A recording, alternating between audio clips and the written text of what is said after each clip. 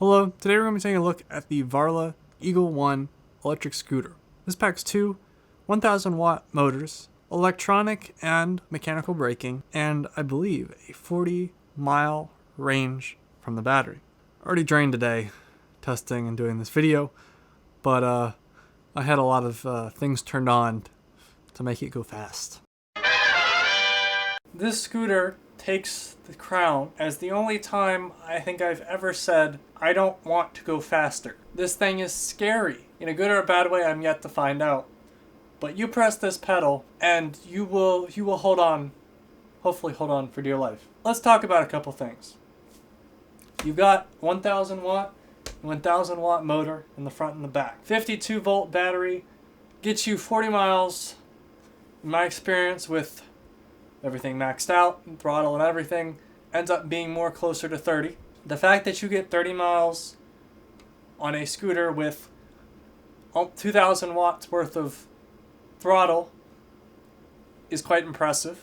Additionally, you have quite a wide deck, and you have this nice little pad back here to put your foot on.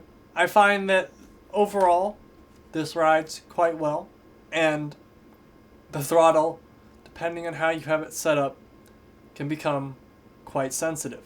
Coming up front to our locking mechanism here, I understand that this is not a scooter that is designed for you to take places by holding it. You're supposed to ride it places. So this locking mechanism is more of something that's not super easy to undo, which understandably, given that this is a scooter that's supposed to make you question your choices in life, especially probably after you fall, this kind of locking mechanism is not going to come undone mid-ride, which I think when you're going 30 or 40 as this thing says it's supposed to, 40 miles an hour, you don't die. I don't know if you would die, but you'd be in a lot of pain, break some bones, and I mean, you wouldn't jump out of a car going 40 miles an hour, so I don't intend to find out. Also, that's another thing.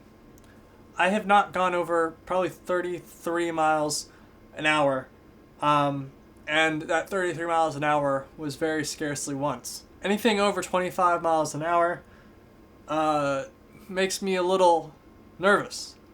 I think mostly because while everything on here is great, the suspension is great, and you wouldn't feel it, it scares you quite a bit. So let's talk about a couple of the bad things. The only two I can think of. Probably three, actually. First one, this is pretty expensive. The weight on this sucker is very heavy. If you by chance get in a situation where you need to lift this up onto the curb of the road, keep in mind that this thing is heavy. Keep that in mind. It is heavy. And my third complaint is when you are going very fast down the road, 30 miles an hour, and you either press the brakes or you press forward, you're going to feel that these handlebars shift. They start moving a little bit forward and backwards. They have some, I want to say, some give. And now when you're trying to hold on for dear life and you have a little bit of give, that's not exactly what you want in your scooter. Because I think the best way to describe this is you're briefly switching back and forth between pooing yourself and having a good time. And that is probably a constant battle between pooing yourself when you press the throttle and having a good time. The build quality on this scooter is exceptional. Between the handlebars having literally everything be able to be moved and adjusted to how you'd like, to having the best brakes that I've seen on a scooter so far, the best motors I've seen on a scooter so far, and while battery life is definitely not the best, arguably I would say, given what you're getting in terms of power, hands down, is very acceptable. Because quite simply, being able to pull 2000 watts of power and get 30 miles on a scooter is pretty dang impressive when I've seen 500 watt motor, single motor scooters go through and pull 59 miles. Keep in mind, 4 times the power, actually I think 60, 59 miles, so 60, 4 times the power, you get half the battery life, comparatively to other scooters we've looked at. This was a pleasant surprise on how much I actually ended up enjoying this. Recommendations. Would I buy? It depends on what you actually end up needing it for. If you are just riding this occasionally, then you got to figure out how much you like riding scooters. If you're racing your friends, I think this will become more than adequate. If you need something to commute to somewhere, I think this is not really a commuting scooter in the typical sense of a 19 mile an hour scooter that takes you 59 miles. I think instead this is much more of a scooter that will take you there very quickly if you can hold on the entire way. So the brakes are extremely robust. You have 2 full sets of brakes, mechanical brakes, then you have an additional 2 sets of energy recovery braking, which basically turns on the motors, puts them in reverse, and slows you down. A lot of times I feel like in scooters they either have really good brakes, but the acceleration isn't that great, or the brakes are really bad, and the acceleration is really good, and so you end up in a kind of a weird situation where both things are out of balance, and it's hard to judge how fast to stop or how much to speed up. In this situation though, I think every time I press the throttle, I have found myself probably saying, wow, this went faster than I expected.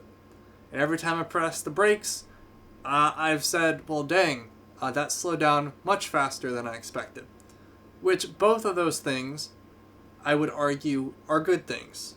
Additionally, the design of this pad back here, or this footrest up here, while I understand it's for the suspension, I found that to be very convenient because usually in most scooters you're not allowed to push your feet up here, or you shouldn't push your feet up here because it's actually the shield for the wheel. Some splash guards so you don't have mud splashing up into you. The brake lights and the headlights both work extremely well. They're easy to turn on.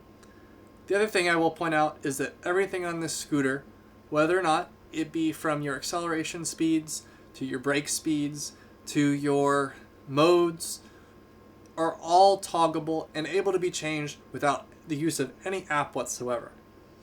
You can go through and set and customize any of the ratios, features, etc. on this without having to use an app with the onboard little module up here. Absolutely very, very nice. And actually, I would argue that while every single one of the previous scooters that I've looked at requires some type of app, I can appreciate this a lot more. Very much so, in fact, that I'm not worried about the app crashing and my scooter locking midway through a hill. Yes, that's happened before. Additionally, in the handlebars, you have an actual key. And you're saying, well, it's just a scooter. Yes, this is a scooter that can go 40 miles an hour and will make you poo yourself. You have modes, you have buttons, you have the throttles, etc. All of it is quite exceptional and, additionally, all changeable and configurable. Finally, I do have one final issue. So when you're going down the road, this is your throttle right here. This wonderful fine little module that tells you everything from speed, and that's your throttle. In the past with other scooters, they've had some type of thumb thing here. The reason why I like the thumb thing, one finger on your brake, one finger is on the throttle, and the rest can hold on. When you're going this fast down the road, 40 miles an hour in fact, you're going to be feeling like you need to hold on. Instead, you have to have one finger on the brake, your middle finger, one finger on the throttle, and the rest are holding on. Meanwhile, over here, you've also probably got 2 fingers on that brake. And this is what you're doing. And if you notice, you only end up with really 2 fingers and your thumb holding on. I really do prefer something like this, where you instead have a throttle on the bottom. But I would argue that's up to personal preference. The whole key system, with turning it on and having a direct reading of your voltage of your battery, is also relatively good. You better learn how to quickly hold on for dear life. Because not only was this thing really gives you a workout. Like, you're holding on as this thing launches you forward.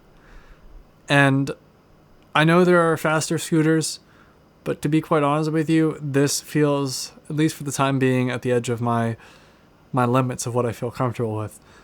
It's just, it's so much farther ahead of anything else that I've looked at. And if you're looking for something that's going to challenge you in a way that not really any other scooter is, I mean, there are a couple, and I'm sure they are competing directly with the Varla, but the difference between a regular commuting scooter, or even something that's kind of remotely sporty, and what we have for today's video is quite large.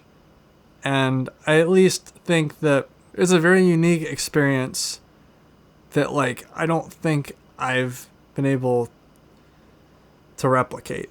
There's something different about flying so fast and also being literally so scared. So I definitely would recommend, if this is something you are interested in, my recommendation would be, if you're really interested in not commuting and not something that's just going to take you, for a little joyride, up the road, something that, you're seriously considering, like, riding. And I mean, yes, you may commute, and yes, you may take it for joyrides, but this scooter is definitely for someone who likes to scooter a lot.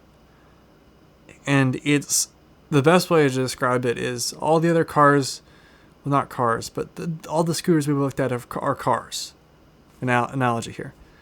And you've got, little economy cars, you've got long distance commuter cars, and then you've got this sports car that, while it doesn't have some of the super fancy features, it does do a pretty good job, and it's enjoyable to ride. So thank you very much for watching, and I hope you had a wonderful day. Goodbye.